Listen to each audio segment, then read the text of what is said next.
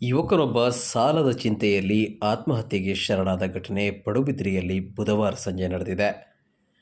ಆತ್ಮಹತ್ಯೆ ಮಾಡಿಕೊಂಡ ಯುವಕನನ್ನು ನಸ್ರುಲ್ಲಾ ಎಂದು ಗುರುತಿಸಲಾಗಿದೆ. ವಿದೇಶದಲ್ಲಿ ಉದ್ಯೋಗದಲ್ಲಿದ್ದ ಇವರು 3 ತಿಂಗಳ ಹಿಂದೆ ಊರಿಗೆ ಮರಳಿದ್ದರು. ನಸ್ರುಲ್ಲಾ ಅವರು ಪಡೆದಿದ್ದ ಮನೆ ಸಾಲ, ವೈಯಕ್ತಿಕ ಸಾಲಗಳನ್ನು ಹಿಂತಿರುಗಿಸಲು ಹಣಕಾಸು ಸಂಸ್ಥೆಯ ಮಂದಿ ಹುಡುಕಿಕೊಂಡು ಇವರ ಮನೆಗೆ ಬರುತ್ತಿದ್ದರು.